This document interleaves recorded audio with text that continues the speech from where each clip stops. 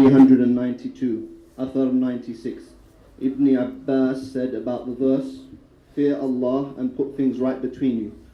Surah 8 verse 1. This is an injunction from Allah to the believers to fear Allah and to sort out relations between themselves. اتقوا الله وأصلحوا ذات بينكم. Allah subhanahu wa ta'ala says, fear Allah Azza wa Jal and sort out the things that would reconcile and make things between you. So iron your differences basically. So fear Allah Azza wa Jal in your matters and do not oppress one another. Do not dispute with one another. Do not quarrel with one another. So whatever Allah subhanahu wa ta'ala had given you from the guidance of the knowledge is better than what you are disputing regarding it.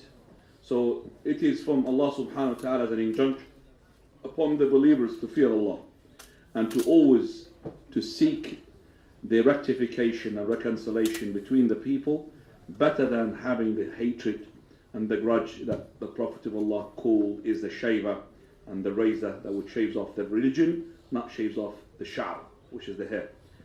393 is unauthentic, 394 is unauthentic. We go to chapter 186, Bab Al-Ta'nu fil Ansab. Now, Chapter 186, Attacking Lineage. Hadith 395. Abu Hurairah said the Prophet sallallahu alaihi wasallam said, there are two courses that my community will not abandon, lamenting the dead and attacking a person's lineage. Here, Al-Ta'nu fil Ansab, Al-Imam al-Bukhari, he brings this chapter to show the danger of this person when he is saying about another person, I don't think and I don't believe that he is coming from this father or this mother, or for example he belongs to such and such, wal'iyadu billah, harlot or a whore, or for example he is not really from the Muslims, he's a, for example, something which is like a Jew undercover and so on and so forth. And all of those things, wal'iyadu billah, the people, they're very good at when they label the scholars or they label the leaders. Some of the leaders who are Muslim leaders, but because they're not really leading with what Allah subhanahu wa ta'ala had revealed, and they, for example, they're doing things with the people they don't like, so straight away with those people they would say, he must be a Jew, he must be a'udhu billah, a kafir, or he must be just like that. And I would say to the people, fear Allah subhanahu wa ta'ala.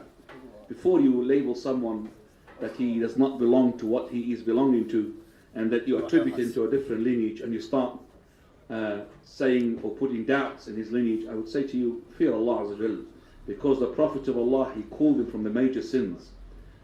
Tintan fi ummati huma bihima kufr. There are two things which are in my ummah to be considered kufr. And when the Prophet of Allah says it's kufr, it means it's a major sin. And that is an-niyahatu ala al-amwat. The first thing which is in this one, that is an-niyah, wailing on the deceased. Wailing is not crying.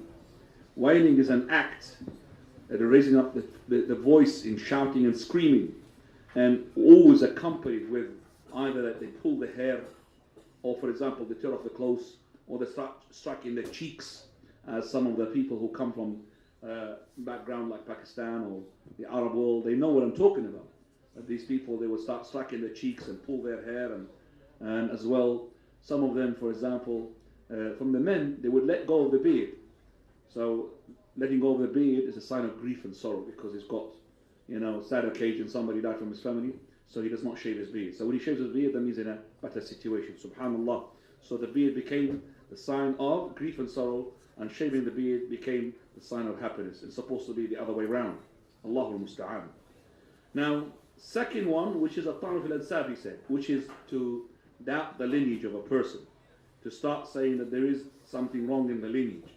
And we know from the hadith number 72, where the Prophet ﷺ told us, تَعَلَّمُوا أَنْسَابَكُمْ, learn your lineage. You need to know where you come from. What is your lineage? For verily the Arabs are well known with that. But the Prophet ﷺ, he could trace himself all the way with 100% lineage up to Adnan, and Adnan is 100% from Ismail alayhi salam. The Arabs used to know which part, which lineage, which we call it fakhr, they belong to. So they used to know where the person he comes from. Is that person comes from the Ashraf or doesn't come from the Ashraf? Is he from the Sayyid or not from the Sayyid? But remember, the lineage is not a green card for you to go to Jannah. And the Prophet ﷺ, when he has been given the command to do the da'wah, the first thing Allah Azza wa said to him, وَأَنذِرْ عَشِيرَتَكَ الْأَقْرَبِينَ, and warn your next of kin from your relatives. Because those are the ones you should start with. What is the point of that you calling other people to Allah where your own people, your own family, they are away from Allah Azza wa Jalla? Start with your own people. Start with your own family. Father, your mother, your children, your wife. Start with these and then start doing the da'wah to the others. I'm not saying that every member of your family will adhere to what you say, but you need to do that. وَأَنذِرْ عَشِيرَتَكَ الْأَقْرَبِينَ. So the Prophet ﷺ, he started with his next of kin. وَأَنذِرْ عَشِيرَتَكَ الْأَقْرَبِينَ. Now, that is why we say to the person, be careful not to start putting down in lineage of someone. For verily, it is the Prophet of Allah ﷺ, he said from the kufr, that the person attribute himself to other than his father. So how about if another person attribute him to another father? And the time of the Prophet of Allah, people accused Usama ibn Zayd not to be the son of Zayd, because Zayd was blonde and Usama was black. And the rumors were flying around that Usama does not come from his father.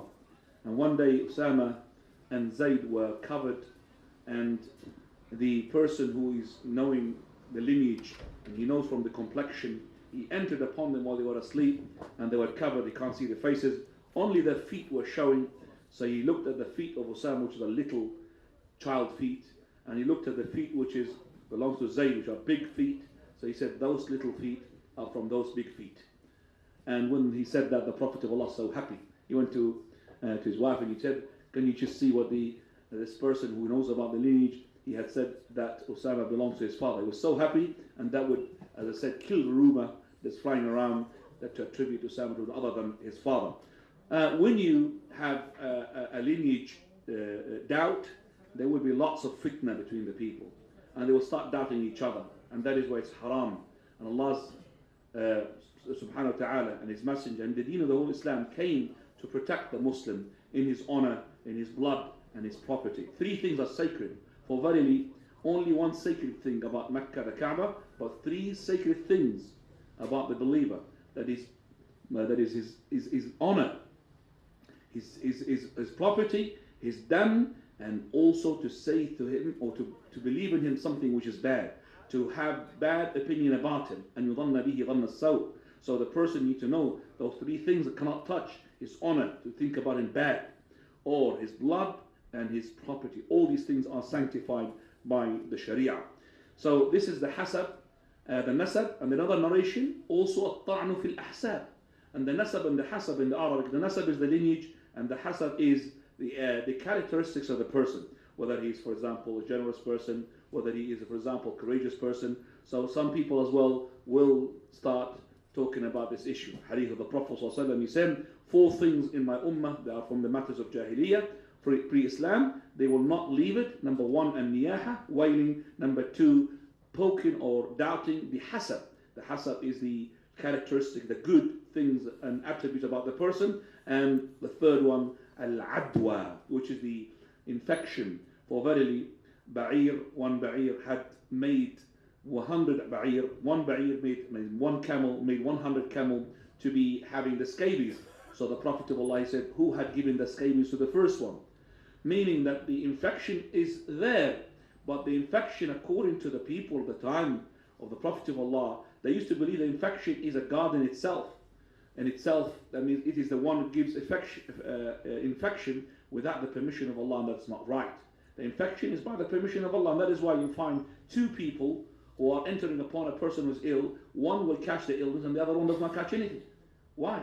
Because of Allah subhanahu wa ta'ala's permission. So the infection is there, but we need to attribute that to Allah's permission. Whereas the people of Quraysh, they used to think the infection is the God of itself. Then he says, well, anwa. Anwa is the astrology, where the people, they say that because of such and such star, we've been given the rain. And that is as well from the shirk, where the people, they don't leave. The people of my ummah, the people of the Prophet Muhammad's ummah, they don't leave, which is shirk as well. So those 4 things we need to avoid: wailing on the deceased, and number 2, that is having doubt about the lineage or about the characteristics of the person, and number 3, to believe the infection to affect by itself. And number 4, that is to believe in the stars, that they are the cause for the rain. 396 is to be authentic, and we come finally to 397, which we're going to leave for 2 weeks' time, inshallah. It's a long hadith. It's a story that happened between Aisha radiallahu anha and also Abdullah ibn Zubayr, and that is a great story and great benefit from it. I would like everybody to read it before we come to explain it, inshallah, and to put questions if he as well think there's a question he needs to ask. So we have an interactive sort of class where information can be flying between the teacher and the student. So I would like you to read that story, inshallah, and have an idea about it.